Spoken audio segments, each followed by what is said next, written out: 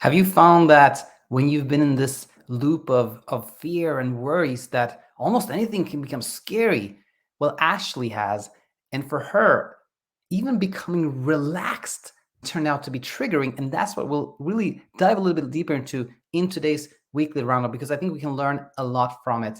But before we go over what this week was here at the Sleep Coach School's YouTube channel / podcast, I just want to share with something on a somewhat more personal note. um, I heard someone say that when you start, a podcast or YouTube channel, the first few followers, you all are almost like family. You get to know them, you talk to them all the time, and then it becomes like a little bit of a village, and you know everyone, but you may not have the exact same type of relationship with them as you had in the beginning, and at some point, you just can't answer every single comment like I have in the past, and it just dawned upon me that I think that time has come. In the past, as many of you know, I used to write quite a lengthy reply to every single comment, but I just cannot do that anymore. And I'm happy about the growth, but I also feel like I'm a little bit sad. I miss that opportunity I had. But I just have to focus on, producing content like this, and making sure that I have time for my clients and developing the programs, etc. So it's a little bit of a moment here, but do know that I do look at all the comments. I try to jump in and engage with everyone, and yeah, this is just want to share that. And so I'm still here, still listening, still trying to help everyone on their path to sleeping well forever. So with that said, let's jump into today's roundup here. So what have you done this week? Well, Monday was Insomnia Insight, and we looked at the different takes on like what to do when you're awake at night. CBT-I versus ACT, or what we teach here, NATO, and we saw that in my opinion, the gentle approach almost always is what helps the most. That's what I think. But so, of course, the video was made so that you can find your way.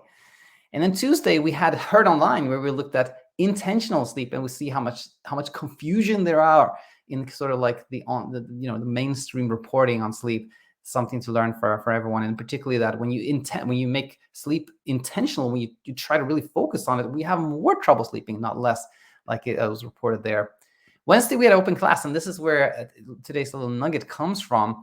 Ashley, one of the people who had submitted a question for open class, had noticed that when she takes, for example, her medication and she starts feeling like sedated, then just feel it's sensing that she's being more relaxed, triggers her, and she becomes really anxious.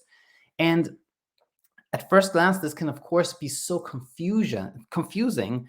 But when we think about it, we can understand why this happens. Because, of course, when you have trouble sleeping, you want to sleep, you're hoping to sleep, you're craving it, you're desiring it, and feeling relaxed easily can make you think, maybe I can sleep now. And then that triggers the maybe I don't, maybe, and all those, just feeling relaxed can be a trigger for like, what if I don't sleep even if I'm relaxed? And that can be scary. So as we sort of coined the term relaxation anxiety, but it applies widely. Like, when we're scared, everything can become scary, even feeling relaxed. And when we see that the brain is just trying to figure things out, it's just making up stories, it's just creating narratives, then we can easily leave the struggle and see peaceful sleep and peace of mind happen. So again, when we can be afraid of everything when we're hyper aroused, even being relaxed, as we've seen, but when we understand how the mind works, then everything becomes more peaceful. And then finally, yesterday we had Benjamin here, a success story with him. Really nice talking to him. And I did see a comment from, I think, German Shepherd mom, saying that when she's looking through the success stories, it seems like insomnia is like entirely psychological, that there's nothing else happening. And nothing here is a medical advice. Anyone concerned about their health, of course, talk to your doctor. But the way I think of insomnia is really that it is a fear. Insomnia is when we are afraid of being awake. If that fear wasn't there, then we would simply be awake. It wouldn't bother us. So I do think that there is truth to it when we say that insomnia, when we look at it as fear of being awake, really is psychological, if you will. So I'll end there, and I hope you have a wonderful weekend, and I look forward to having you back real soon. And by the way, if you see that the dots are here, you sort of see that yes, I think I'm starting to understand.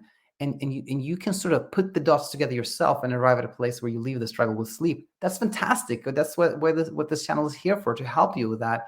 But if you'd like a little bit more support, if you'd like somebody to connect the dots for you or help you connect the dots, then we would love to get a chance to help you do that. You can just head over to our website, thesleepcoach.com, and see if there's some coaching options that will fit you. So with that said, I will wish you a really beautiful weekend and hope to have you back real soon. Bye for now.